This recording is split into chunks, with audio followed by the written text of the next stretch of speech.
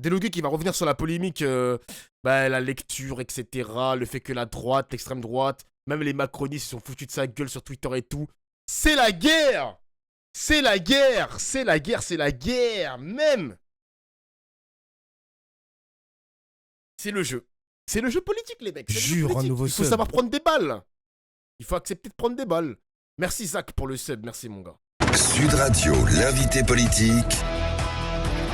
Jean-Jacques Bourdin, wesh. Jean-Jacques Bourdin. Il est 8h37, merci d'être avec nous le matin sur l'antenne de Sud Radio. Notre invité politique ce matin, Sébastien Delogu, qui est député LFI des Bouches-du-Rhône. Sébastien Delogu, bonjour. Bonjour. Merci d'être avec nous. Lundi, vous prenez la parole en commission des finances à l'Assemblée nationale. Oh, direct. Vous lisez direct. difficilement. La vidéo fait le tour des réseaux sociaux. La droite, l'extrême droite se moque de vous en mode racaille. C'est plus fluide, écrit racaille. le député RN Julien Audoul. L'école de la seconde chance ouvre une antenne à l'Assemblée nationale, écrit le conseiller de Paris LR, Aurélien Véron.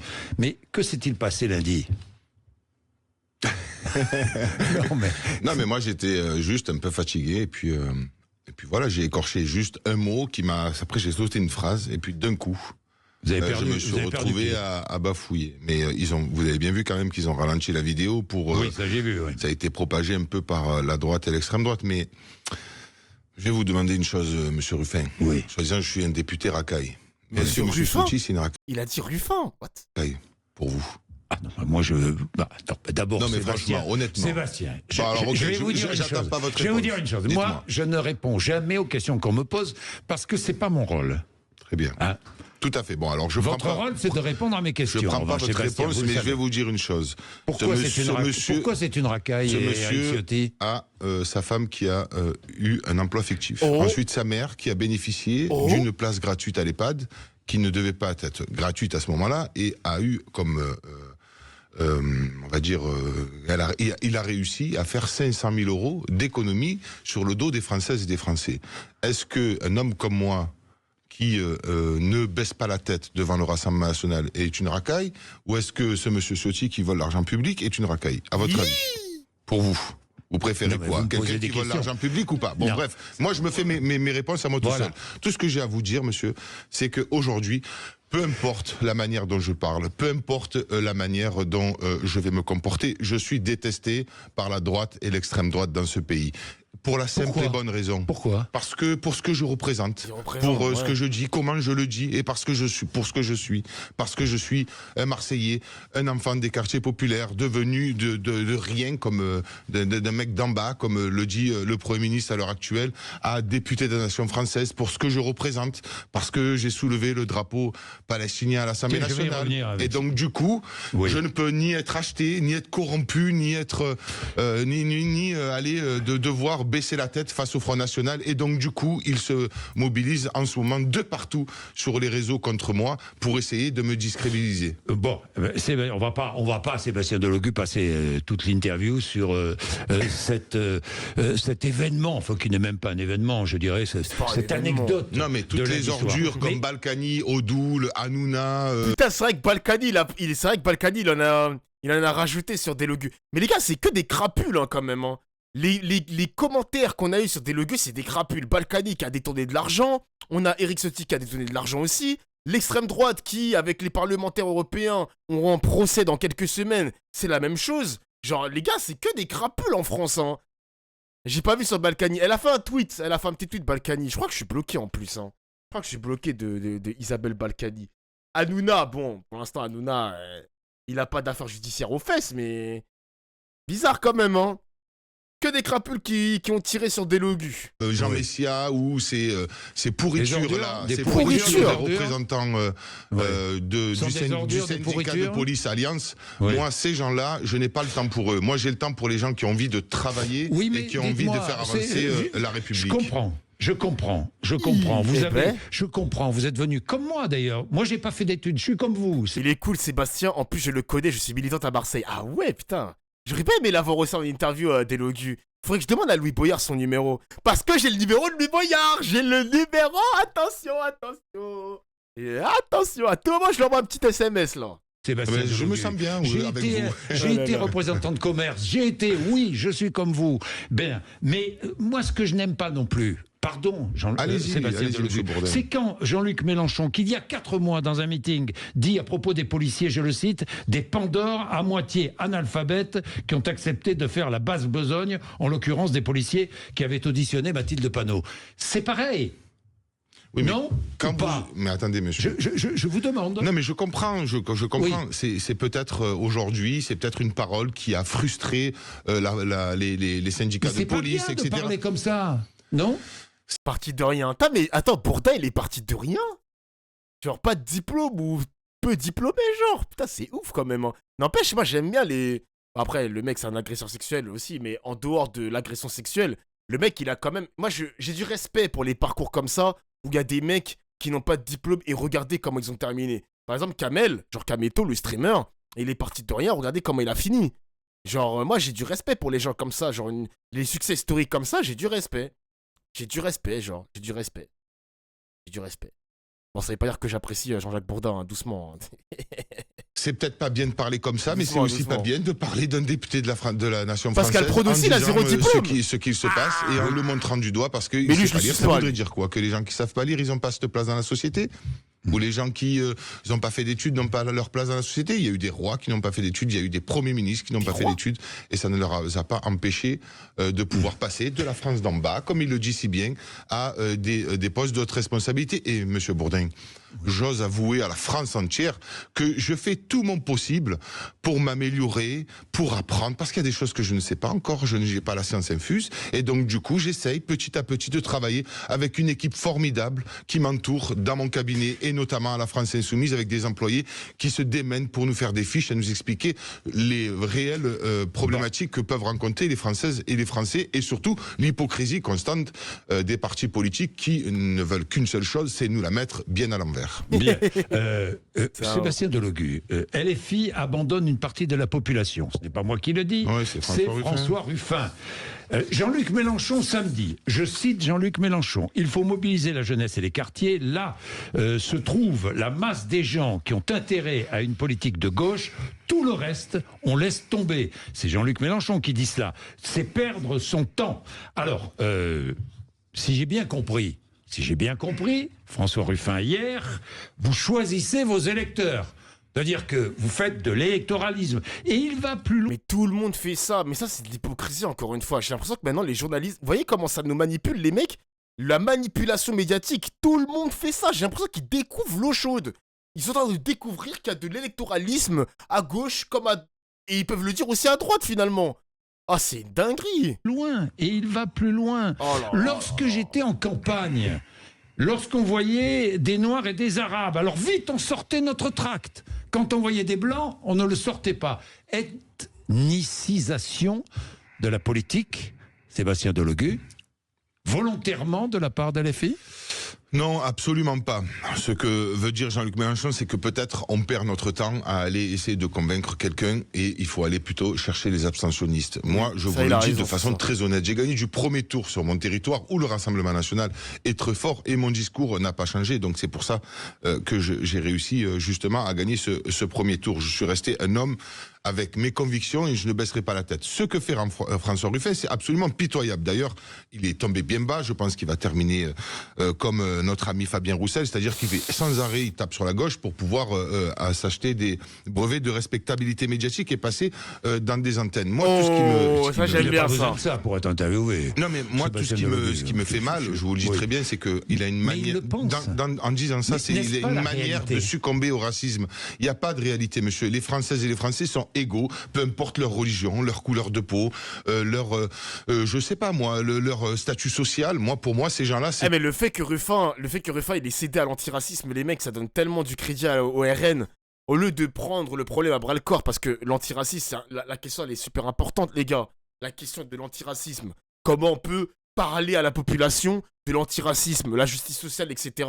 Mais Ruffin, il a cédé, les mecs. Il a cédé.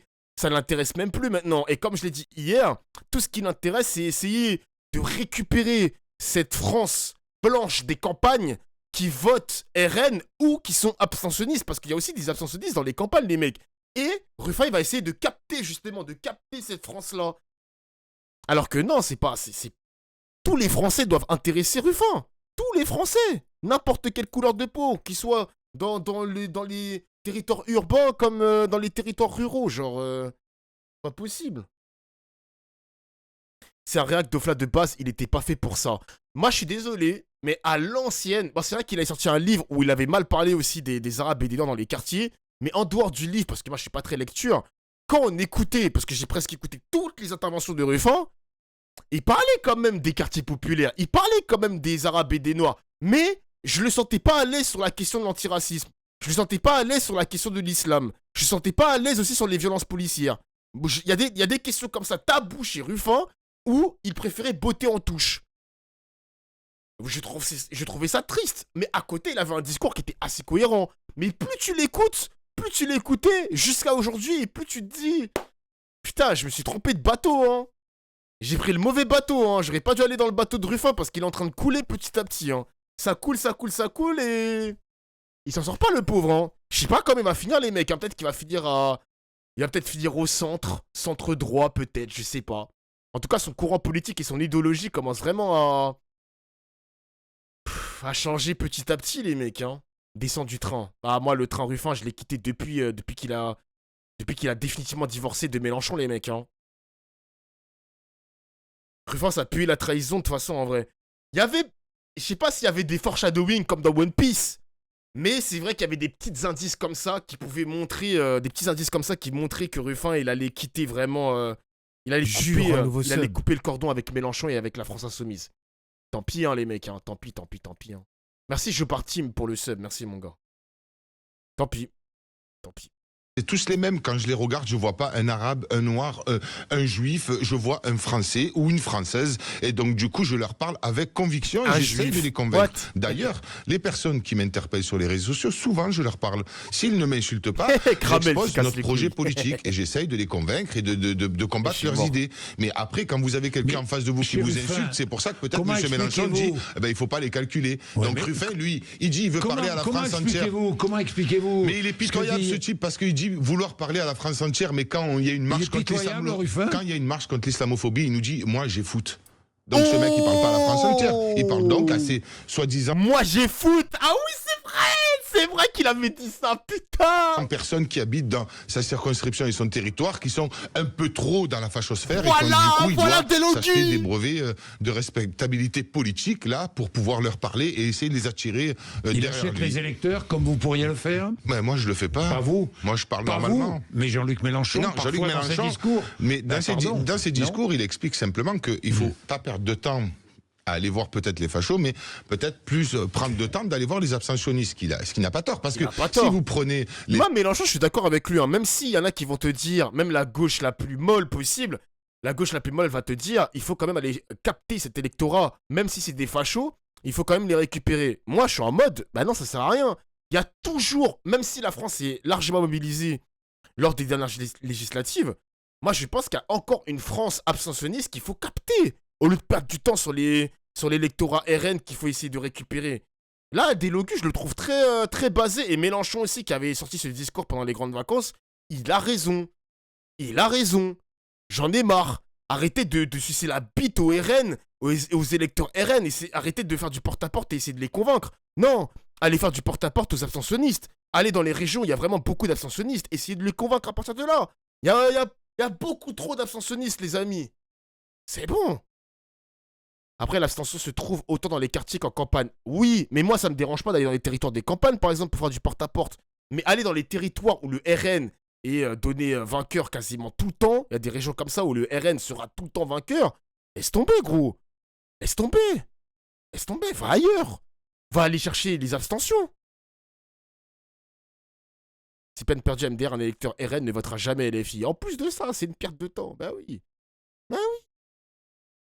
Fachos dans ce pays, peut-être qu'ils représentent aujourd'hui la plus grande force à l'Assemblée nationale, mais en fait, quand vous regardez par rapport à la population, ils sont pas si nombreux que ça. Par contre, les abstentionnistes, c'est plus de la moitié de la population. Donc, peut-être qu'il a raison, Jean-Luc, d'aller voir justement les personnes qui représentent les abstentionnistes dans ce pays. Voter Mélenchon, c'est voter pour l'islam? Non, pas du tout. Bon. Mais c'est voté pour combattre toute forme de racisme, notamment l'islamophobie. Bon, vous défendez la Palestine. La question, what the fuck. Je défends le droit international, Bon. comme je l'ai fait en Vous avez Arménie. récupéré votre drapeau là, ou Non, pas j'ai pas récupéré mon drapeau parce que de toute manière, cette Oui. personne, le jour où j'ai sorti le drapeau, la présidente de l'Assemblée, on aurait dû qu'elle avait vu le diable. Voilà. Et vous Ce qui- avez enfreint les règles. Mais j'ai enfreint les règles, monsieur Bourdin. Ben oui, Rendez-vous compte quand même. On Oui. me dit tu aurais dû sortir le drapeau de la France. Mais le drapeau français, monsieur, il est sali à l'international parce que en attendant, un acte génocidaire est en cours, ça a été reconnu par l'ONU, et donc de ce fait-là, on se salit. Et donc en brandissant le drapeau palestinien, c'était comme si je demandais un appel à la paix, d'arrêter de vendre des armes, enfin reconnaître un État palestinien pour qu'on puisse s'apaiser là-dedans. Mais Basé. je me rappelle plus ce qu'elle dit, mais elle essaye d'expliquer que c'est apparemment, oui, Yael la présidente de Braun-Pivet. l'Assemblée, pardonnez-moi, nous explique que elle utilise l'usage constant. Oui. Voilà, l'usage constant, ça ne veut rien dire. Elle s'est fait reprendre de volée par des juristes de la De la France insoumise, non. non, par des juristes qui s'occupent justement de ces problèmes-là. Je pense Il est très taquin, Jean-Jacques Bourdin. C'est peut-être parce que c'est l'invité qui fait que... que je vais utiliser tous les recours possibles, mais je vais vous dire franchement, honnêtement, monsieur Bourdin. Oui, allez. Toute présidente de l'Assemblée nationale qu'elle est, c'est pas, moi je la regarde pas, et il y en a certains qui la stigmatisent parce qu'elle est juive et ils disent que elle prend part parce qu'elle est juive. Moi je mets de côté tout ça. Je ne veux même pas regarder cela. C'est une pauvre femme parce qu'elle se rend d'une certaine manière complice de ce qu'il se passe aujourd'hui en refusant de regarder la réalité en face, c'est-à-dire 40 000 morts, même si on est en capacité de reconnaître que ce qui s'est passé le 7 octobre. Je me demande qu'est-ce qui se serait passé si c'était un drapeau ukrainien, les mecs. Genre brandir le drapeau ukrainien justement pour forcer la paix entre la Russie et l'Ukraine. Genre qu'est-ce qui serait passé? Il aurait pris aussi la plus grosse sanction pour un député ou pas? Il aurait rien eu. Parce que franchement les mecs c'est curieux quand même. Hein. Y a pas un membre de la France Insoumise qui veut s'essayer genre? Genre, j'envoie un petit message à Louis Boyard, je lui dis, frérot, brandis le drapeau de l'Ukraine pour voir, on fait un test et tout, genre. C'est une tragédie. Oui, mais Ça aurait été pas mal, ouais. c'est un parti soi-disant politique, donc il faut arrêter. Il faut regarder la population, les êtres humains qui sont en train de mourir. Donc si, monsieur Bourdin, vous êtes français, vous n'avez pas honte que la France vende des composants d'armement à une armée qui est en train de commettre un génocide en Palestine? C'est reconnu par l'ONU, c'est pas moi qui le dis. Hein. Je prends pas la responsabilité de parler sans que des instances veulent le dire. Pourquoi? J'ai regardé les manifestations à Paris, en province, samedi.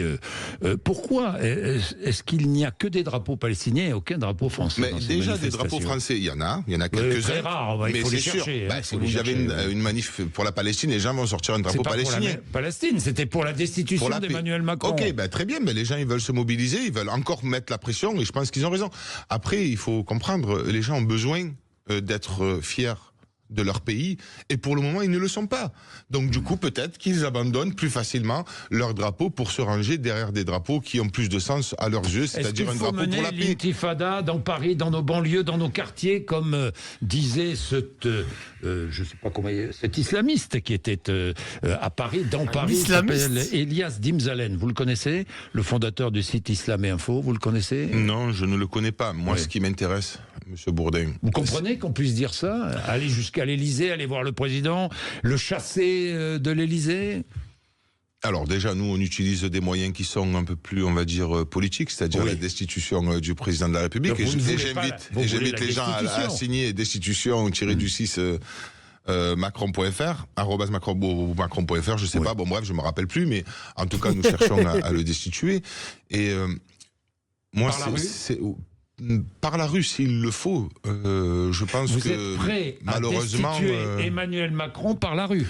Non, on n'est pas prêt à le destituer par la rue, mais la rue elle doit s'exprimer. C'est un droit de pouvoir manifester, donc du coup on le fera. Après, j'appelle pas à brûler, soi-disant les mairies, etc., etc. On n'est pas dans cet état d'esprit-là. On est dans un état d'esprit parlementaire. Le destituer par la rue, ça veut dire quoi? Non, c'est vous qui m'avez posé la question. C'est ça, non? Mais c'est vous. Bon, je me suis trompé.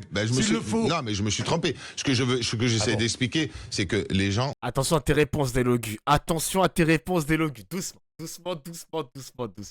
Aïe, aïe, aïe, aïe, aïe. Il a peur. Ouais, je comprends, les gars, je comprends. Doucement, doucement. On respire un grand coup. Prends de l'eau d'élogu. Attention à tes réponses parce que j'ai peur, là. La sauce n'est pas très loin. Ouais, ouais, ouais. La sauce n'est pas très loin. Ouh là là là là là là. Ont le droit d'aller dans la rue et de s'exprimer. Ils ne sont pas écoutés. Regardez, Mollo, mollo. ils vont voter aux législatives. Le président de la République a veut un le parti piéger, politique. Il perd et il choisit le 5e qui est arrivé donc dans le 5e qui est arrivé aux élections législatives et il ne choisit même pas le parti qui arrive en tête. Il marche sur la Constitution. Il Même marche sur les sur la résultats. séparation des pouvoirs. Et donc, du coup, à un moment donné, les gens se sentent un peu désabusés. C'est pour ça qu'on a marché le 7. Et moi, vraiment, personnellement, j'aimerais vraiment que les gens aujourd'hui se réveillent. Mais j'espère qu'ils se réveillent Vous appelez à avec les d'autres urnes. manifestations? Moi, Parce j'appelle qu'il y pas. a eu le 7. Moi, mais est-ce que les filles appellent à d'autres manifestations? Pour le moment, il n'y a pas d'autres manifestations, mais en tout cas, si la France Insoumise prend la décision de le faire, moi je me range derrière mes représentants, vous comprenez bien. Donc dès qu'ils prendront la décision de le faire, j'organiserai mon territoire et ma ville pour le faire à Marseille. Bon, Sébastien Delogu, parlons de cet imam marseillais, de cette mosquée qui a été rouverte, laissée ouverte, parce que l'imam s'est retiré, l'imam Ismaël, je crois, c'est bien cela? Oui. C'est son nom, hein. Je ne suis pas un grand spécialiste. Oui, sûrement, ou je ne sais pas, moi non plus. Mais bon, bref, c'est pas important. Vous la connaissez, cette mosquée des Oui, bien sûr, je m'y suis rendu sur place, oui. Bon. Vous savez ce qui s'y disait quand même, hein? Non? Non, je vais regarder vaguement. Non, vous avez regardé. De toute façon, moi, ce qui m'intéresse, je vais vous expliquer. Franchement, entre nous, on va être honnête. Une société. Alors, allez-y, parlez. Vous savez ce qui s'y disait? Je vais le dire quand même. La société occidentale est hostile à la religion musulmane. Les lois de l'islam sont supérieures aux lois de la République. Il a légitimité, cet imam, le djihad, l'instauration de la charia et le recours à la violence. Est-ce que les lois de l'islam sont supérieures aux lois de la République? Qu'est-ce que j'ai demandé, moi, monsieur Bourdin? Non, mais je vous pose la question. Oui ou non? Non, mais ne me répondez pas cela. Moi, ne me posez pas cette question-là. Pourquoi? Parce que moi, je vais vous répondre ce que j'ai répondu dans les médias, c'est-à-dire, vous estimez qu'il y a un problème avec cet imam, vous l'écartez, vous laissez faire la justice, il défend ou il se défend pas. Moi, c'est ce que je fais aussi, c'est ce que j'ai demandé. Mais en attendant, vous devez garder le lieu de culte ouvert pour que les gens puissent venir. Parce que je suis le seul homme politique qui a parlé, qui est posé ça. Alors qu'en fait, au début, ils disent non, on va fermer la mosquée, etc., etc. J'ai raté cette histoire, moi. Ces gens-là, c'est des gens de seconde zone, sont montrés du doigt. Sébastien Delogu, je vais revenir sur ma question. Allez-y. Est-ce que les lois de l'islam sont supérieures aux lois de la République?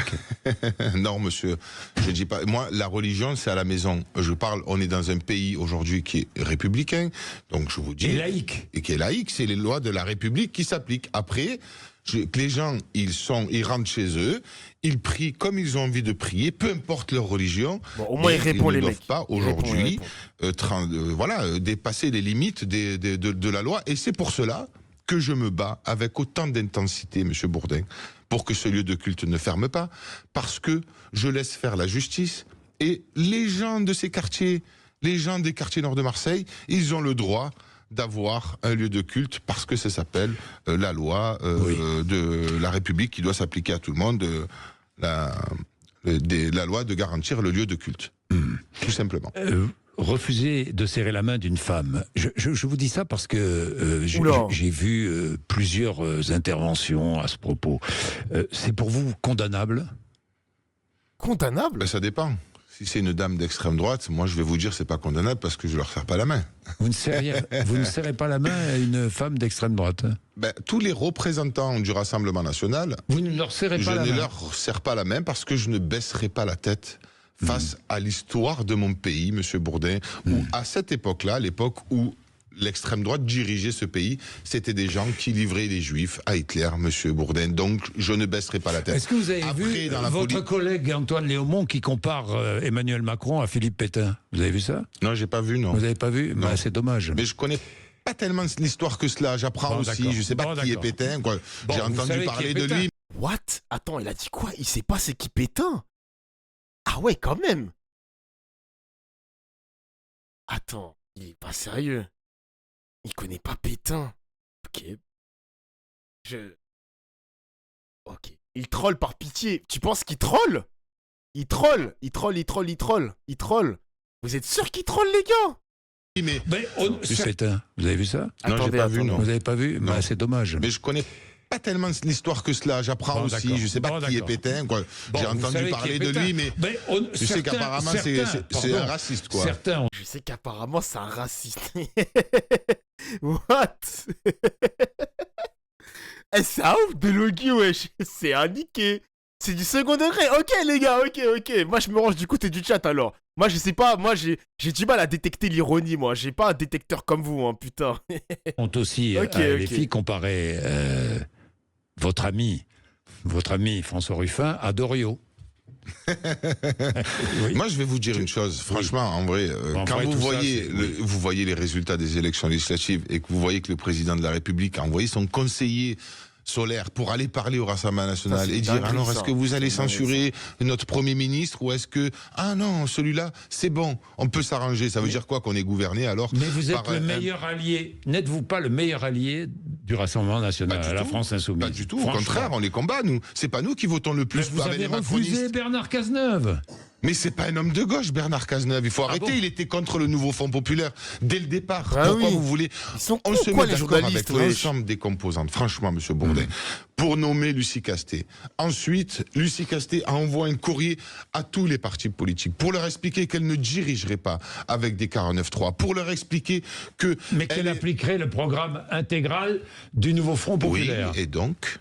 Sans majorité. Et donc, Sans majorité. Et donc, elle ne va pas forcer les choses. Elle remet l'aspect de la démocratie parlementaire en jeu et appelle à ce que les députés prennent leurs responsabilités. Et ça, c'est une manière aujourd'hui de prendre ses responsabilités dans ce pays. Parce que si aujourd'hui, vous avez un Premier ministre qui impose sa politique avec des 49.3, c'est des gens qui passent en force.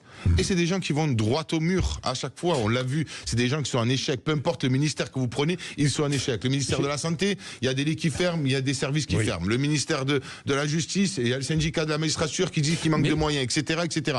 Donc le fait de remettre la démocratie parlementaire en jeu, c'est une manière de mettre tout le monde face à la Alors, responsabilité. j'ai une dernière question. Et c'est pour ça que Jean-Luc a dit le programme, rien que le programme. Alors j'ai une dernière question, Sébastien Delogu. Simple. Lorsque le RN va déposer dans sa niche parlementaire Si Cazeneuve est de gauche. Bon, frérot, te casse pas les couilles avec te Cazeneuve, il est de gauche ou il est pas de gauche. Il était contre le NFP, il s'est mis hors jeu tout seul parce qu'il a voulu aussi abroger la réforme des retraites. Macron, il a dit donc casse-toi. C'est bon, on va arrêter de prendre la tête avec monsieur Cazeneuve. C'est bon, tu vas arrêter de lui sucer la bite. C'est bon, monsieur Serge Boss. Oui, je parle à toi. Je parle à toi. C'est dinguerie, frère. Depuis tout à l'heure, il nous fait chier à dire que Cazeneuve, il est de gauche. un texte dingue. abrogeant Ils la sont réforme darons, des quoi. retraites, Ils est-ce sont que darons. vous voterez? Moi, je ne la voterai pas. Parce que C'est le RN. Parce que c'est le Rassemblement national. Attends, de quoi il a dit quoi? Votez quoi? Attendez. Il m'a déconcentré, gros.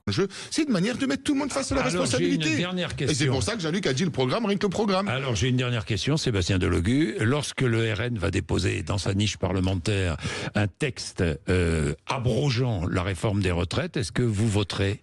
Moi, je ne la voterai pas.